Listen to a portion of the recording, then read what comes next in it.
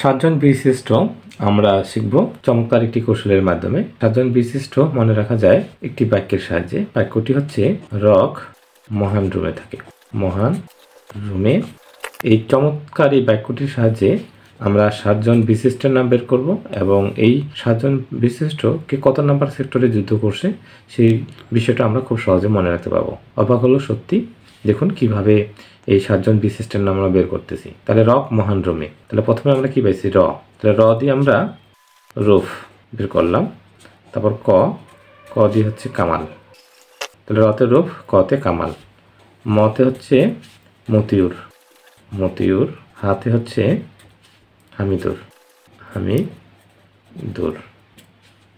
নতে হচ্ছে নূর মোহাম্মদ শেখ, তাহলে রক গেল। রতে রূপ, কতে কামাল, রক মহান, মতে মতিউর, হাতে হামিদুর, নতে নূর মোহাম্মদ শেখ। রক মহান রুমে রুহুল আমিন, আর তারপর হচ্ছে রুমে, তাহলে মতে হচ্ছে মহিউদ্দিন জাহাঙ্গীর। তাহলে রক মহান রুমে, রক নামের একটা ছেলে রক মহান রুমে থাকে। এই চমৎকার এই বাক্যটির সাহায্যে আমরা সাতজন বিশিষ্টের নাম বের করলাম। তাহলে রতে রূপ, কতে কামাল, মতে মতুর, হাতে হামিদুর, নতে নূর মোহাম্মদ শেখ, রতে রুহুল আমিন, মতে মহিউদ্দিন জাহাঙ্গীর। এই যে রক মহান রুমে এই বাক্যটির সাহায্যে যে আমরা সাতজন বিশিষ্টর নাম বের করলাম, এখন আমাদের পালা হচ্ছে কে কত নম্বর সেক্টরে যুদ্ধ করছে।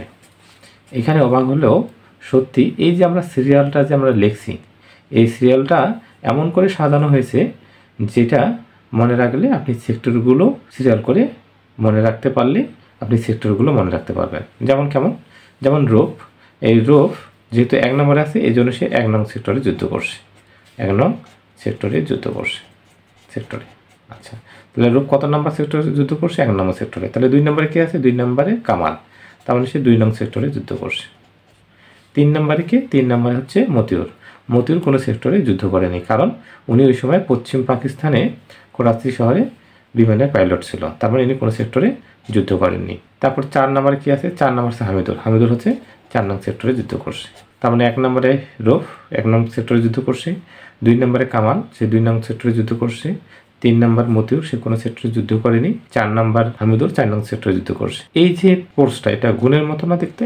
গুণের মতো। তাহলে এটা আমরা গুণ হিসেবে চিন্তা করব। এবার আমরা তাহলে উপরে আছে 2 আর নিচে হচ্ছে 4, তাহলে 4 দুগুণা কত? 8। এই যে নূর মোহাম্মদ শেখ 8 নং সেক্টরে যুদ্ধ করছে। তাহলে অবাক হলো একটা চমৎকার একটা কৌশল যে আমরা যেটা কোর্স সেটা আমরা গুণ নিয়ে নিলাম, আর গুণ দিয়ে উপরে এবং নিচে গুণ করে আমরা 4 দুগুণা 8 সে 8 নং সেক্টরে যুদ্ধ করছে। তাহলে 1 গেল, 2 গেল, 3 গেল, 4 গেল, 5 গেল। এবার আমরা 7 নম্বরে কি আছে? 7 নম্বর আছে মহিউদ্দিন জাহাঙ্গীর, সে 7 নং সেক্টরে যুদ্ধ করছে। তাহলে বাকি থাকলো কিন্তু রুহুল আমিনের এখানে হ দেখতে অনেকটা 2 এর মতো, এই জন্য সে 2টা সেক্টরে যুদ্ধ করছে, 2 নং সেক্টরে যুদ্ধ করছে এবং 10 নম্বর সেক্টরে যুদ্ধ করছে। তাহলে এটা আমাদের আলাদা করে মনে রাখতে হবে। এটার মনে রাখার কৌশল, রুহুল বানানে হ আছে, হ কার মতো দেখতে? 2 এর মতো দেখতে, আর 2 এর সাথে আমরা যদি উপরে 8 যোগ করি তাহলে হয় 10। তাহলে 2 এবং 10 নম্বর সেক্টরে যুদ্ধ করছে রুহুল আমিন। তাহলে এই যে 7 জন বিশিষ্টের নাম আমরা মুখস্থ করলাম শুধুমাত্র একটা বাক্যের মাধ্যমে। বাক্যটা কি ছিল? রক মহান রুমে। আর এই যে রক মহান রুমে এই যে আমরা যে নামকরণগুলো পাইলাম, এই নামকরণগুলো দিয়ে আমরা যে সিরিয়ালটা পাইলাম, এই সিরিয়ালটাই মোটামুটি কিন্তু এদের সেক্টর নম্বর। তা আশা করি এই চমৎকার কৌশলটির মাধ্যমে আমরা 7 জন বিশিষ্টের নাম পাইলাম এবং এই 7 জন বিশিষ্টর কে কত নম্বর সেক্টরে যুদ্ধ করছে সেটা আমরা বের করলাম। আর এই যে কৌশলগুলো, এই কৌশলগুলো আমরা নিয়েছি আমাদের একটি অসাধারণ বই, যে বইটার সম্পর্কে আমরা একটু পরিচয় করে দেব। এই বইটা হচ্ছে আমাদের সার্চ বাংলাদেশ বিষয় বলি। অবাক হলেও সত্যি যে এই বইটি মনে রাখার সহজ উপায়ে রচিত। বাংলাদেশে এই প্রথম একটি বই বের হলো যে বইটি ছবি এবং ছন্দের সাহায্যে সাজানো। আমরা এখন দেখিয়ে দিব যে ছবি এবং ছন্দের সাহায্যে খুব সহজে সাধারণ জ্ঞান শেখা সম্ভব। চ্যালেঞ্জ, আরেকটা চ্যালেঞ্জ ছড়িয়ে দিচ্ছি। আমরা যদি ছবি এবং ছন্দের সাহায্যে যদি সাধারণ জ্ঞান শিখিয়ে দিতে না পারি, আমরা 1 লক্ষ টাকা পুরস্কার দেব। আশা করি আপনারা এই ক্লাসটি শেষ পর্যন্ত দেখুন। আশা করি মুখস্থ না করে আপনি ছবি এবং ছন্দের সাহায্যে হাজার হাজার লক্ষ লক্ষ বিষয় আপনি ছবি এবং ছন্দের সাহায্যে শিখবেন। এবং এইভাবে শিখলে হবে কি, আপনি মুখস্থ করলে ভুলে যাবেন, কিন্তু ছবি দেখে দেখে শিখলে পড়াটা অনেকদিন পর্যন্ত মনে থাকবে। তাহলে আমরা দেখিয়ে দিই যে আমরা যে বিষয়টা নিয়ে আলোচনা করলাম সেটা আমাদের সূচিপত্রের কত নম্বর সূচিপত্রতে রয়েছে। এই বিষয়টা রয়েছে 7 জন বিশিষ্টের পরিচিতি, এটা হচ্ছে 422 নম্বর পৃষ্ঠা। এই যে 422 নম্বর পৃষ্ঠা আমাদের এই পৃষ্ঠায় কৌশলটি দেওয়া আছে, রক মহান রোমে। তাহলে রক মহান রোমে এই চমৎকার এই সেন্টেন্সটির মাধ্যমে আমরা বের করছিলাম রতে রোপ, কতে কামার, মতে মতিউর, হতে হামিদুল, রক মহান, নতে নূর মোহাম্মদ শেখ, রক মহান রোমে রতে রুহুল আমিন, মতে মহিউদ্দিন জাহাঙ্গীর এবং এদের সেক্টরগুলো। অর্থাৎ যেভাবে আমরা এখানে আলোচনা করছি ঠিক তেমনই কিন্তু আমাদের বইটিতে সাজানো। আর আমরা ভিডিওটা তো অনেক বড় হয়ে যাবে আমরা যদি এভাবে সাজাই, তারপরেও আপনারা যেটা একটু টাকা দিয়ে আপনারা একটা বই কিনবেন তাহলে অবশ্যই কয়েকটা পৃষ্ঠা অন্তত আপনাদের দেখিয়ে দেই, হ্যাঁ, তাহলে আপনাদের বুঝতে সুবিধা হবে এই বইটা কেন আপনি কিনবেন। একটা বই কেনার পিছনে তো একটা উদ্দেশ্য থাকে, হ্যাঁ, তাহলে আমরা সাকসেস হব। এই বইটা আমরা এমন করে লিখেছি যে ছবি এবং ছন্দের মাধ্যমে আপনি শিখতে পারবেন। আমরা আবার সূচিপত্রের দিকে লক্ষ্য করি। আমরা এবার কোন বিষয়টা শেখাবো দেখি।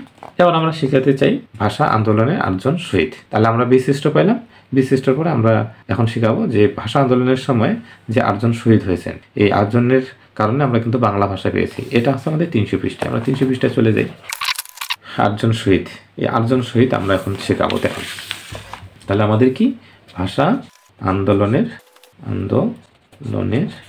8 জন শহীদ, 8 জন শহীদ আমরা বের করব। আচ্ছা, এটা কিভাবে বের করব দেখুন আমাদের বইটিতে কিভাবে আছে।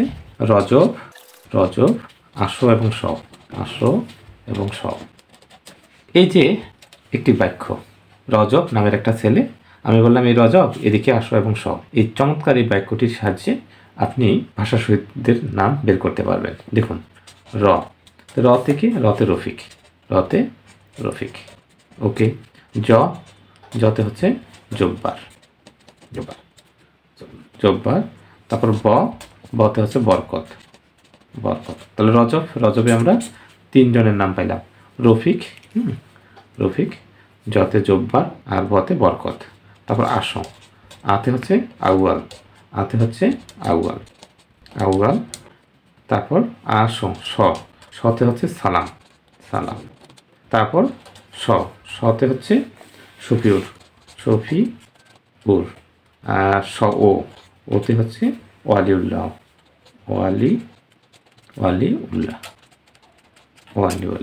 তাহলে আমরা চমৎকারভাবে কি 8 জন শহীদের নাম আমরা বের করলাম।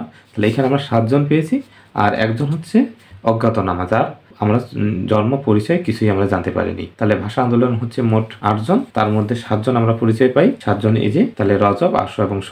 রজব নামের একটা ছেলে, আশো এবং স, এটা 2-1বার রিডিং করলে দেখা যাবে যে সেন্টেন্সটা আপনি মনে রাখতে পারবেন। আর সেন্টেন্সটা মনে রাখতে পারলে আপনি চমৎকারভাবে বের করতে পারতেছেন।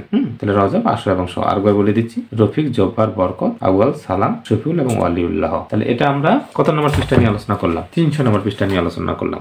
এটা অবাক হলো সত্যি যে এভাবে অসংখ্য জিনিস বের করা যাবে। আর একটা বলি যে এগুলো কিন্তু অনেক বিশ্লেষণ আছে। হ্যাঁ, আমরা তো আসলে এখানে ক্লাস নিতে আসিনি, আমরা এখানে দেখাতে চাই আমাদের একটি বই বাংলাদেশে বের হলো, যে বইটি মুখস্থ না করে ছবি, ছন্দ, কোড এবং কৌশলের মাধ্যমে শিখতে পারবেন। এই পৃষ্ঠাটা নিয়ে কথা আমরা যদি বলি তাহলে আমরা একটু সময় লাগবে, কিন্তু আমরা আজকে এই বিষয়গুলো কথা বলতে চাই না। আমাদের এরকম একটা কোর্স চালু আছে, আপনি যদি চান প্রত্যেকটা পৃষ্ঠা আমার হাতে বুঝে নেবেন, সেটারও সুযোগ রয়েছে। এই বিষয়ে আমি শেষে কথা বলবো, ধৈর্য সহকারে একটা দেখতে হবে।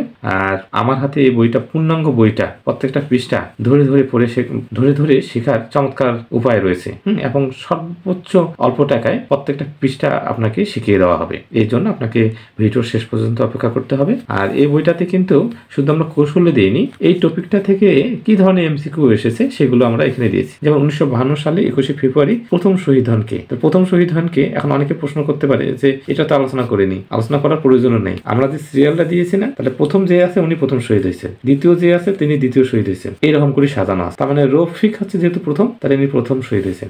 জব্বার যেহেতু দ্বিতীয় আছেন, ইনি দ্বিতীয় শহীদ হয়েছেন। তার মানে বুঝতেই পারতেছি যে প্রথম শহীদ হয়েছেন তাহলে কে? রফিক। এরকম করে অসংখ্য টেকনিক আছে এবং প্রত্যেকটা এমসিকিউ আমরা এখানে সাজিয়েছি। তাহলে দেখুন আমরা ভাষা আন্দোলন থেকে যে এমসিকিউ গুলো আসছে, যেমন এই প্রশ্নটা আসছে 17তম নিবন্ধন পরীক্ষায়, তারপর একটা চাকরি পরীক্ষায় আসছে, তারপর বেগম বিশ্ববিদ্যালয় পরীক্ষায় আসছে, তারপরে যে একটা চাকরি পরীক্ষায় আসছে, তার মানে 15তম এই বিজিএম সহকারী জজ পরীক্ষায় আসছে। এই কে ভাষা শহীদ নন? তাহলে কে ভাষা শহীদ নন? আমাদের টেকনিক ছিল রজব, আশো এবং কি সব।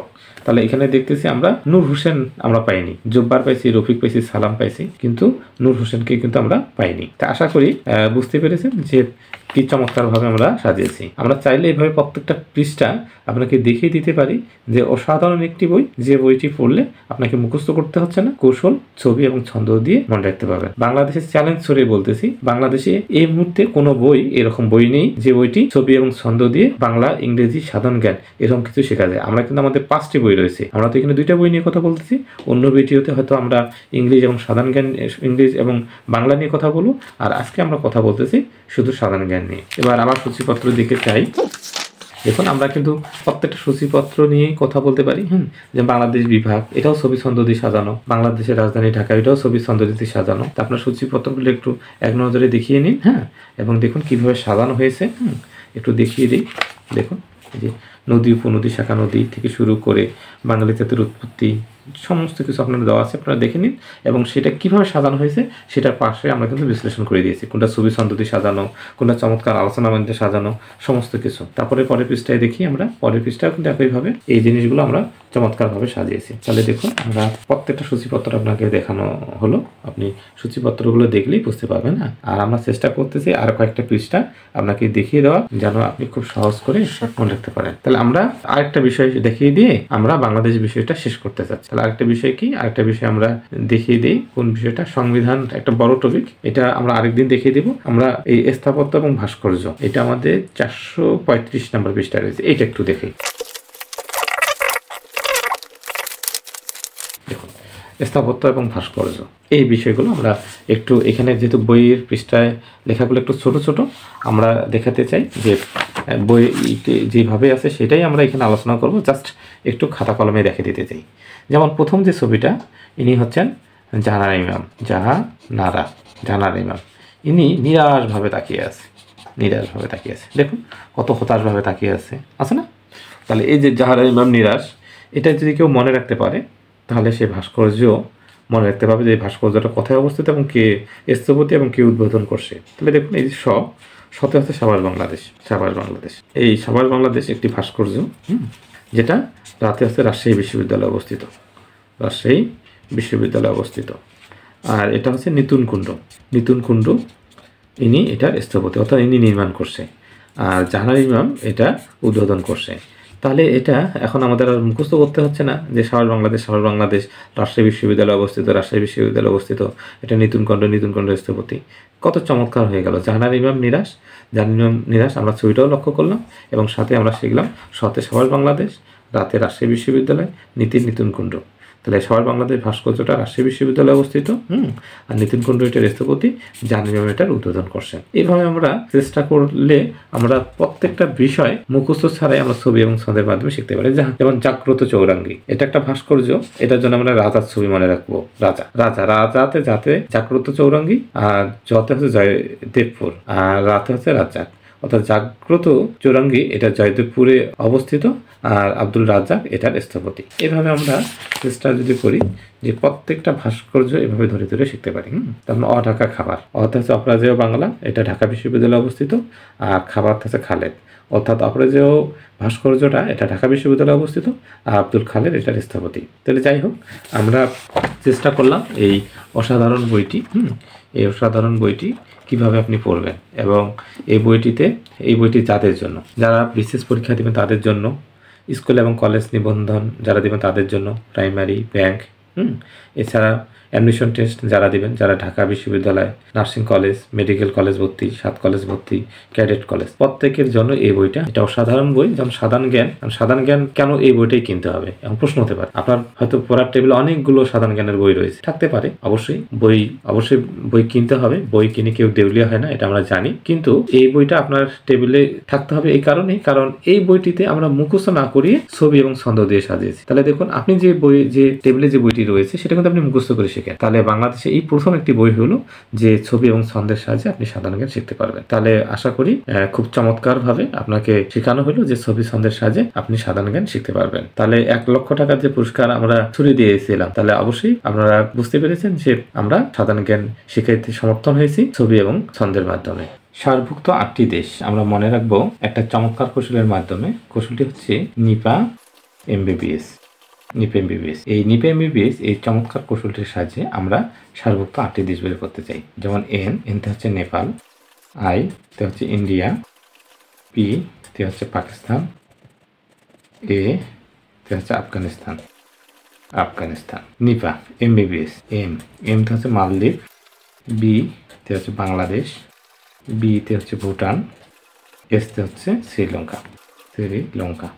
তাহলে এই যে সার্বভৌমত্বে 8টি দেশ বের করলাম, এগুলো কিন্তু আমরা মুখস্থ করে নয়, আমরা একটা চমৎকার কৌশলের মাধ্যমে বের করলাম। আর এই চমৎকার এই কৌশলটি আমরা নিয়েছি এই সার্চ আন্তর্জাতিক বইটি থেকে। একটি অসাধারণ বই, ভিন্ন অঙ্গে রচিত। যে বিষয়গুলো মুখস্থ করে পড়া হয় সেই বিষয়গুলো আমরা ছবি এবং ছন্দের সাহায্যে সাজিয়ে, তাহলে কি হয়, তাহলে আমরা পড়তে উৎসাহ বেশি জাগে আমাদের, এবং আমরা কম সময়ে বেশি পড়া পড়তে পারি এবং মনে রাখতেও পারি বেশি। তো এইভাবে আমরা এই আন্তর্জাতিক বইটি সাজিয়েছি। আমরা কয়েকটা পৃষ্ঠা আজকে দেখিয়ে দিব।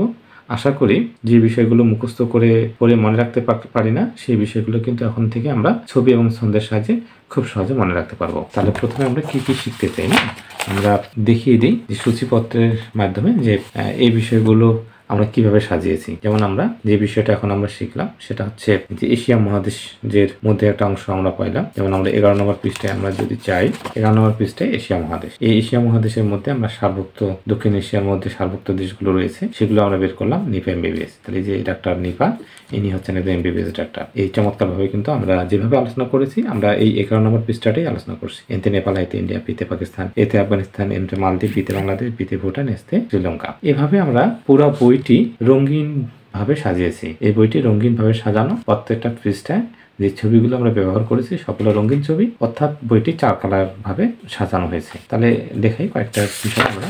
যেমন আমরা যদি দক্ষিণ পূর্ব এশিয়ার দেশগুলো মনে রাখতে চাই, সেটা চমৎকার একটা কৌশল হচ্ছে এমটিভিতে বিসিএস এর ফিল্ম দেখাবে। তাহলে এই যে টিভির নাম হচ্ছে এমটিভি, মানে মোহনা টিভি। মোহনা টিভিতে কি দেখাবে? বিসিএস এর ফিল্ম দেখাবে। তাহলে এটা যদি আমরা বিশ্লেষণ করি তাহলে কিন্তু দক্ষিণ পূর্ব এশিয়ার দেশগুলো বের হবে। যে এমতে হচ্ছে মিয়ানমার, টিতে হচ্ছে থাইল্যান্ড, বিতে হচ্ছে ভিয়েতনাম, তেতে হচ্ছে তিমুর, বিতে হচ্ছে ব্রুনাই, সিতে হচ্ছে কম্বোডিয়া, এসতে হচ্ছে সিঙ্গাপুর, এফতে হচ্ছে ফিলিপাইন, আইতে হচ্ছে ইন্দোনেশিয়া, এলতে হচ্ছে লাওস, আর এমতে হচ্ছে মালয়েশিয়া। তাহলে এমটিভিতে বিসিএস এর ফিল্ম দেখাবে। এই সেন্টেন্সটির মাধ্যমে কিন্তু আমরা খুব সহজে দক্ষিণ পূর্ব এশিয়ার দেশগুলো মনে রাখতে পারি। একইভাবে 13 নম্বর পৃষ্ঠাটা যদি আমরা লক্ষ্য করি, এখানে মধ্য এশিয়ার যে দেশগুলো রয়েছে সেটাও চমৎকার একটা কৌশল আছে। কাকি বললেন উজবেকিস্তান ছেলেটি তুর্কমেনিস্তান গেল। তাহলে চমৎকার ভাবে আমরা শিখে ফেললাম। কাকি বললেন, কি বললেন, যে উজবেক তার ছেলেটি তুর্কমেনিস্তান গেল। এই চমৎকার এই গল্পটির সাহায্যে আমরা মধ্য এশিয়ার দেশগুলো বের করতে পারি। তারপর দূরপ্রাচ্যের দেশ হচ্ছে 6টি, সেটা আমরা মনে রাখতে পারি এই যে জামের ছবি থেকে। এক মেয়ে বলতেছে যে কচি জাম তাই খাই। তাহলে কচি জাম তাই খাই, এই চমৎকার কৌশলটি আপনি মনে রাখতে পারবেন। কচি কত হচ্ছে কোরিয়া, কোরিয়া হচ্ছে 2টা, উত্তর কোরিয়া, দক্ষিণ কোরিয়া। চিতে হচ্ছে চীন, জাম যাতে হচ্ছে জাপান, আর মতে হচ্ছে মঙ্গোলিয়া। তারপর তাই হচ্ছে তাইওয়ান। তাহলে কচি জাম তাই খাই, এই চমৎকার কৌশলটির মাধ্যমে আমরা 6টি দেশের নাম বের করলাম। অবশ্যই বুঝতে পেরেছেন যে একটি সেরা বই বের হয়েছে বাজারে, যে বইটি মুখস্থ করে নয়, ছবি এবং ছন্দের সাহায্যে সাজানো। আমরা চেষ্টা করে দেখে যে প্রত্যেকটা পৃষ্ঠা এভাবে সাজানো রয়েছে। তাহলে এভাবে প্রত্যেকটা পৃষ্ঠা দেখলে তো ভিডিওটা অনেক বড় হয়ে যাবে। মোটামুটি কয়েকটা বিষয় নিয়ে কথা বলি। যেমন এই পশ্চিম ইউরোপের দেশগুলো, এটা আমরা কৌশল ব্যবহার করেছি। একটা ছবি দেখুন, এই যে ফ্রান্সের মল, মানে মল মানে দোকান, ফ্রান্সের মল থেকে বেবি আনে দাও। এই বাক্যটির মাধ্যমে আমরা পশ্চিম ইউরোপের দেশগুলো বের করতে পারি। তাহলে এভাবে আমরা প্রত্যেকটা পৃষ্ঠা যদি আপনাকে দেখাতে পারি তাহলে আপনি অবাক হয়ে যাবেন যে এইভাবে একটি বই বের হলো। তাহলে দেখুন আমরা এই পৃষ্ঠাটা নিয়ে কথা বলি। 79 নম্বর পৃষ্ঠা। যেমন দেশ, রাজধানী, মুদ্রা খুবই গুরুত্বপূর্ণ এবং আমরা প্রচুর পড়ি কিন্তু মনে রাখতে পারি না। যেমন থাইল্যান্ডে রাজধানী হচ্ছে ব্যাংকক আর মুদ্রা হচ্ছে বাত। কিভাবে মনে রাখবেন? এটা মনে রাখার জন্য যে চমৎকার কৌশলটি হচ্ছে, সেই কৌশলটি হচ্ছে থাবা। তাহলে থাবা মনে রাখলেই হবে। থাবা যেমন কিসের থাবা? থাবা হচ্ছে বাঘের থাবা। তাহলে থাবার থতে আছে থাইল্যান্ড, আর বা দিয়ে ব্যাংকক এবং বাত মনে রাখতে পারি। তাহলে থাবার থা দিয়ে কি থাইল্যান্ড, আর বাতে ব্যাংকক এবং বাত। অর্থাৎ থাইল্যান্ডের রাজধানী আছে ব্যাংকক আর মুদ্রা হচ্ছে বাত। তাহলে খুব চমৎকার চমৎকারভাবে আমরা থাবার মাধ্যমে থাইল্যান্ডের রাজধানীর নাম বের করলাম এবং মুদ্রার নাম বের করলাম। একইভাবে আজারবাইজানের আমরা রাজধানী দেখতে পাচ্ছি বাকু এবং মুদ্রার নাম হচ্ছে মানাত, কিন্তু আমরা মুখস্থ করতে চাই না, আমরা চমৎকার এই ছবির মাধ্যমে শিখতে চাই। মেয়েটা বলতেছে আমার আব্বা এবং মা, অর্থাৎ আমার আব্বা এবং আমার সাথে আমি বাইরে ঘুরতে যাচ্ছি। তাহলে আব্বা এবং মা, তাহলে আব্বাতে হচ্ছে আতে হচ্ছে আজারবাইজান আর বাতে হচ্ছে বাকু, আতে হচ্ছে আজারবাইজান, বাতে হচ্ছে বাকু আর মাতে হচ্ছে মানাত। তাহলে আজারবাইজানের রাজধানী হচ্ছে বাকু এবং মুদ্রার নাম হচ্ছে মানাত। এইভাবে আমরা প্রত্যেকটা দেশের রাজধানী এবং মুদ্রা চমৎকারভাবে সাজিয়েছি। এইভাবে আমরা 80 নম্বর পৃষ্ঠা আমরা এগুলো ব্যবহার করেছি। তারপর 81 নম্বর পৃষ্ঠায় এভাবে আমরা আরো কয়েকটা পৃষ্ঠা দেখিয়ে দিই যে আপনি ছবি দেখে দেখে কিভাবে বিষয়গুলো শিখবেন। যেমন প্রণালীগুলো যে রয়েছে, প্রণালীগুলি যে দেখুন, এগুলো প্রত্যেকটা প্রণালী দেখুন, এই যে বিখ্যাত প্রণালীগুলো, এগুলো আপনাকে ছবি এবং ছন্দ দিয়ে আপনি শিখবেন। যেমন বিখ্যাত প্রণালী রয়েছে, যেমন বেরিং প্রণালী, যেমন বেলি মেয়েটি উত্তর না দিয়ে এসে গেল। এই সেন্টেন্সটির মাধ্যমে আপনি বেরিং প্রণালীর কাকে কাকে সংযুক্ত করছে আর কোন কোন দেশকে যে পৃথক করছে সেটা আপনি বের করতে পারবেন। তাহলে আমরা দেখিয়ে দিই কয়েকটা পৃষ্ঠা। যেমন 92 পৃষ্ঠায় ডেভিস প্রণালী এই ছবিটির মাধ্যমে শিখতে পাবেন, ডোবার প্রণালী এই ছবিটির মাধ্যমে শিখতে পাবেন। তারপর ইংলিশ চ্যানেল এই প্রণালীটি আপনি এই মুরগির ছবি থেকে শিখতে পারবেন। এইভাবে আমরা চেষ্টা করেছি পুরো বইটাই এভাবে সাজানো, সাধারণ বই। সুপ্রিয় শিক্ষার্থীরা, এখন আমরা বই এবং কোর্সের উপর বিশাল ডিসকাউন্ট নিয়ে কথা বলবো। প্রথমে আমরা বইয়ের ডিসকাউন্ট নিয়ে কথা বলবো। সার্চ বাংলাদেশ বিষয় বলি এই বইটির মূল্য 450 টাকা এবং সার্চ আন্তর্জাতিক বিষয় বলি এই বইটির মূল্য 450 টাকা, অর্থাৎ দুইটা বইয়ের মূল্য আমাদের 900 টাকা। কিন্তু আপনি যদি 2 দিনের মধ্যে ক্রয় করেন তাহলে আপনাকে 300 টাকা আমরা ডিসকাউন্ট দিয়ে দেবো, অর্থাৎ 300 টাকার ডিসকাউন্ট দিলে 900 টাকার বই হয়ে যায় 600 টাকায়, অর্থাৎ 600 টাকায় এই বাংলাদেশ এবং আন্তর্জাতিক এই চমৎকার ছবি এবং ছন্দের দুইটি বই পেয়ে যাবেন। আশা করি এতক্ষণ তো আপনারা ক্লাস এবং রিভিউ দেখলেন দুটি, যে বুঝতে পেরেছেন যে এই বইগুলো বাজারের গতানুগতিক ধারার মতো নয়। এই বইগুলো ছবি এবং ছন্দ দিয়ে খুব চমৎকার ভাবে সাধারণ জ্ঞানের কঠিন কঠিন বিষয়গুলো খুব সহজে মনে রাখা যায়। এবার আমরা কোর্সের উপর ডিসকাউন্ট নিয়ে কথা বলবো। আপনি যদি মনে করেন বাংলাদেশ ও আন্তর্জাতিক বইগুলোর প্রত্যেকটি পৃষ্ঠা আমার কাছে ধরে ধরে শিখতে চান, তাহলে আমাদের একটি কোর্স চালু আছে যেখানে 100টি ক্লাস এবং 60টি পরীক্ষার মাধ্যমে বাংলাদেশ ও আন্তর্জাতিক বইয়ের প্রত্যেকটি পৃষ্ঠা ধরে ধরে ছবি এবং ছন্দের মাধ্যমে আপনাকে শেখানো হবে। অর্থাৎ 100টি ক্লাস এবং 60টি এক্সামের মাধ্যমে বাংলাদেশ এবং আন্তর্জাতিক দুইটা বইয়ের প্রত্যেকটা পৃষ্ঠা আপনাকে ধরে ধরে শেখানো হবে। অবশ্যই গতানুগতিক ধারার মধ্যে নয়, ছবি, ছন্দ, কোড এবং কৌশলের মাধ্যমে আপনি সাধারণ জ্ঞান শিখতে পাবেন। এই জন্য আমরা কোর্স ফি নির্ধারণ করেছি বাংলাদেশ বিষয়বলির জন্য 500 টাকা এবং আন্তর্জাতিক বিষয়বলির জন্য 500 টাকা, অর্থাৎ বাংলাদেশ এবং আন্তর্জাতিক দুইটা বিষয়ের জন্য আমরা কোর্স ফি নিয়ে থাকি 1000 টাকা। কিন্তু আপনি যদি 2 দিনের মধ্যে ভর্তি হয়ে যান তাহলে 750 টাকা আপনি ডিসকাউন্ট পাবেন, অর্থাৎ 1000 থেকে 750 টাকা ডিসকাউন্ট দিলে আপনি 250 টাকায় এই বাংলাদেশ এবং আন্তর্জাতিক দুইটা বইয়ের প্রত্যেকটা পৃষ্ঠা আমার কাছে ধরে ধরে আপনি শিখতে পাবেন। যেহেতু আমি বইটি লিখেছি, অবশ্যই আপনি আমার কাছে যদি বইটি পড়িয়ে নেন বা শিখিয়ে নেন তাহলে আপনি দ্রুত মনে রাখতে পারবেন এবং আশা করি সাধারণ জ্ঞান আপনার কাছে অনেক সহজ হয়ে যাবে। এবং যেহেতু আমরা গতানুগতিক ধারায় পড়াবো না, আমরা চেষ্টা করবো এবং ছবি এবং ছন্দের মাধ্যমে খুব সহজ করে আপনাকে শিখিয়ে দেওয়ার। আর বিশেষ দ্রষ্টব্য, এই ক্লাসগুলো আপনি লাইভও করতে পারবেন, অর্থাৎ 60টি লাইভ ক্লাস হবে, অথবা আপনি যদি লাইভ ক্লাসে অংশগ্রহণ করতে না পারেন তাহলে আপনাকে 1 বছরের জন্য আপনাকে রেকর্ড দেওয়া হবে, অর্থাৎ 1 বছরের জন্য আপনি রেকর্ড পেয়ে যাবেন। এই হচ্ছে আমাদের সাধারণ জ্ঞানের সিলেবাস। 61টি লেকচার এবং 60টি এক্সামের মাধ্যমে আপনি শিখতে পারবেন। আর টোটাল পৃষ্ঠা আপনাকে পড়ানো হবে 1 থেকে 828টি, অর্থাৎ বাংলাদেশ আন্তর্জাতিক মিলে 1 নম্বর পৃষ্ঠা থেকে 828টি পৃষ্ঠা আপনাকে প্রত্যেকটা পৃষ্ঠা ধরে ধরে ছবি এবং ছন্দের মাধ্যমে শেখানো হবে। লেকচার 1 আপনার বাংলাদেশ বিষয়বলির উপর হবে এবং লেকচার 2 আন্তর্জাতিক বিষয়বলির উপর হবে, অর্থাৎ একদিন বাংলাদেশ বিষয়বলি, একদিন আন্তর্জাতিক বিষয়বলি। আপনাকে 61টি ক্লাস নেওয়া হবে।